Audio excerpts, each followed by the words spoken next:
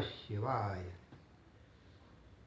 जिज्ञासुओं, आज मैं आपके सामने शिवरात्रि महापर्व के संबंध में कुछ भ्रांतियां हैं, वो उन भ्रांतियों को दूर करने का प्रयास कर रहा हूँ। अनेक प्रकार के मतांतर विद्वानों के मध्य में चलते हैं। तदनुसार पंचांगों में भी अनेक प्रकार के भेद हैं।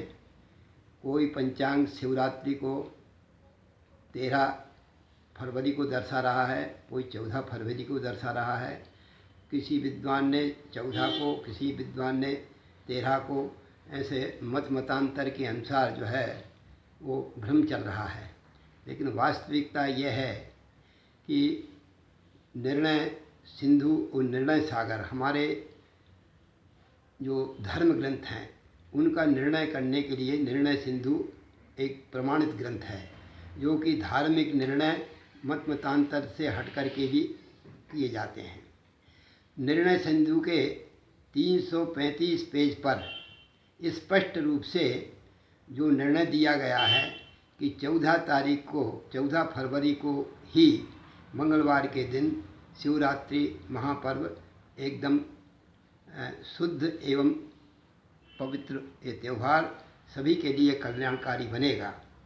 देखिए, 3 पहर होते हैं दिन में, और 3 ब्रह्मा, विष्णु और रुद्र, 3 देवों के 3 पहर हैं। ब्रह्मा का ब्रह्म मुहूर्त यानी 4 बजे से शुरू होता है, जो कि 9 बजे तक चलता है। विष्णु का 9 बजे से 3 बजे तक है, जो मध्याह्न काल कहलाता है। और रुद्र का 3 बजे से रात की 9 बजे तक रहता है, ये सायंकाल कहलाता है। इस प्रकार से ये 3 देवताओं के 3 पहर निर्धारित हैं। शिव की साधना करना है तो सायंकाल के प्रदोष काल में विशेष शुभ होती है।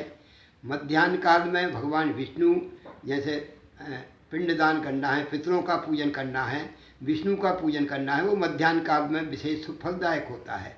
प्रातः काल में किसी भी देवता का ब्रह्म मुहूर्त है, उसमें किसी भी देवता का खास करके ब्रह्म मुहूर्त ब्रह्मा जी का मुहूर्त होता है, तो इसलिए उसमें सबसे ज़्यादा शुद्ध माना जाता है। लेकिन इस साल जो है 13 तारीख को चतुर्दशी जो है, अनंत जो चतुर्दशी है, वो जो है शिवरात्रि के दिन होती है। शिवरात्रि चतुर्दशी भगवान शंकर का जो पार्वती जी के साथ विवाह हुआ है, उसका उत्सव जो है वो हम मनाते हैं। उसके उपलक्ष्य में हम व्रत करते हैं, उपवास करते हैं, दान देते हैं, कल्याण का काम करते हैं। तो शिव जी के विवाह का उत्सव मनाने के लिए शिवरात्रि मनाई जाती है। भगवान शंकर का जब उत्सव मनाते हैं, विवाह का उत्सव मनाते हैं, जब हम अपने साधारण समाज में, परिवार में किसी का विवाह होता है तो कितना मंगलकारी होता है, नाचते हैं, गाते हैं और अनेक प्रकार के उत्सव मनाते हैं। तो भगवान शंकर के विवाह के उपलक्ष्य में तो बहुत कुछ मनुष्य को करना चाहिए, उनकी प्रसन्नता होती है उसमें। भगवान शिव ही एक ऐसे शिव तत्व हैं जो जिनके माध्यम से शिव यानी कल्याण, शिव यानी कल्याणकारी शक्ति है शिव। और शिव जो है धन देने वाले भगवान शंकर हैं, जबकि स्वयं जंगल में रहते हैं, पहाड़ के ऊपर रहते हैं, नंगे रहते हैं, लेकिन धन देने के कारक हैं। तो भगवान शिव धन देने वाले हैं और विष्णु पालन करने वाले हैं, संसार का परिपालन करते हैं, लेकिन त्यागमय बताते हैं। विष्णु की आराधना त्यागमय व्यक्ति को बनाती है और शिव की आराधना हमेशा धन देने वाली होती है। इस प्रकार से इन दोनों देवताओं का जो कर्म है वो मैंने बताया। अब शिव को महत्व क्यों धन देने के लिए बताया गया है कि शिव स्वयं तो जंगल में अकेले रहते, फक्कड़ हैं, लेकिन लक्ष्मी उनके लिए हमेशा लालायित रहती है कि वह भगवान शंकर जी के पास रहे, क्योंकि जो बेचारे फक्कड़ हैं तो उनके पास लक्ष्मी जाना चाहिए। तो शिव जी जो है सो धन देने वाले होते हैं, उनकी पूजा शिव भक्ति जो है सो धनदायक होती है। जितने संपन्न लोग हैं वो शिव की आराधना करते हैं। भगवान शिव जो है सो शिव यानी कल्याणकारी, शंभु यानी एकदम जो है सो भोले भाले हैं। और भगवान को नीलकंठ भी कहा जाता है। नीलकंठ इसलिए कहा जाता है, जब अमृत मंथन के समय जब जहर निकला था, 14 रत्नों में से जहर भी एक रत्न निकला था, तो उसको न देवता ग्रहण कर रहे और न राक्षस ग्रहण कर रहे। तो भगवान तो कल्याणकारी हैं, तो उन्होंने उस जहर को लेकर के अपने स्वयं ने पान कर लिया। शिव जो है कल्याणकारी भावना है उनकी, और वो उस अमृत में जहर को लेकर के, अगर जहर राक्षस पीते तो वो भी शांत हो जाते, देवता पीते वो भी शांत हो जाए, दोनों ने स्वीकार नहीं किया। तो भगवान शंकर तो कल्याणकारी, जगत का कल्याण करने वाले हैं, उन्होंने उस जहर को लिया और स्वयं ने पान कर लिया। और पान करके पेट में नहीं लिया। पेट में इसलिए नहीं लिया कि उनके उदर में सारा संसार है, सारे प्राणी हैं, इसलिए अगर यदि उस जहर को पेट में ले लेते तो सारा संसार समाप्त हो जाता। तो वो भी एक कल्याण का काम किया। उस जहर को उन्होंने कंठ के अंदर ही जो है सो स्वीकार कर लिया और कंठ में अटकने दिया। इससे उस दिन से उनका नाम नीलकंठ पड़ गया, कंठ उनका नीला हो गया जहर के कारण। तो भगवान शंकर को हम अभिषेक इसलिए करते हैं कि उस जहर की जो ऊष्मा है, गर्मी है, उनके शरीर में बहुत तेज है, तो उस जहर को बचाने की, उस जहर में जो ऊष्मा भगवान शंकर को प्रभावित कर रही है, तो उसके लिए बार बार अभिषेक किया जाता है।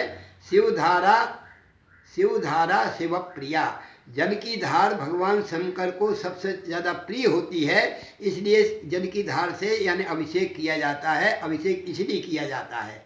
और अभिषेक अनेक प्रकार से होता है। जिस कामना से अभिषेक करते हैं वो कामना पूरी करते हैं। अगर कोई रोगी होता है तो रोग को निवृत्ति पाने के लिए शक्कर से दूध मिला करके और अभिषेक करना चाहिए। लक्ष्मी प्राप्ति करने के लिए शहद का अभिषेक करना चाहिए। और जलधारा से जो है तो कल्याण का प्राप्त करने के लिए जलधारा से अभिषेक करना चाहिए। तो विविध प्रकार से जो है तो अभिषेक का नियम बताया है। रुद्राभिषेक, रुद्र का पाठ करते हुए अभिषेक करना चाहिए, उससे जो है भगवान शंकर बहुत जल्दी प्रसन्न होते हैं। आशुतोष है, आशुतोष उनका नाम है। आशु यानी शीघ्र, तोष यानी संतुष्ट होने वाले, शीघ्र संतुष्ट होने वाले हैं अभिषेक के द्वारा। इसलिए शिवधारा जलधारा शिव प्रिया, इसलिए भगवान शंकर को अभिषेक किया जाता है। तो उस दिन विवाह के मुहूर्त में भगवान शंकर का विवाह का उत्सव है, इसलिए शिवरात्रि मनाई जाती है। रात्रि में विवाह हुआ था, इसलिए रात्रि कहा गया, दिन में तो नहीं कहा गया, शिव दिन नहीं कहा गया, रात्रि कही गई है। तो रात्रि में विवाह होता है, तो रात्रि में भगवान शंकर का विवाह हुआ है, इसलिए शिवरात्रि को जागरण करना चाहिए। अब रहा प्रश्न, इस साल जो है सो शिवरात्रि दो प्रकार की बताई है। अनेक पंचांगों में वो भ्रांतियाँ बनी हुई हैं। चतुर्दशी जिस समय होती है उस समय शिवरात्रि मनाई जाती है। 13 तारीख को चतुर्दशी रात्रि के 10 बजे से लगी है, जो कि 14 तारीख के रात्रि के 10:45 तक है। तो इसलिए ये 24 घंटे से अधिक ये तिथि बढ़ गई है।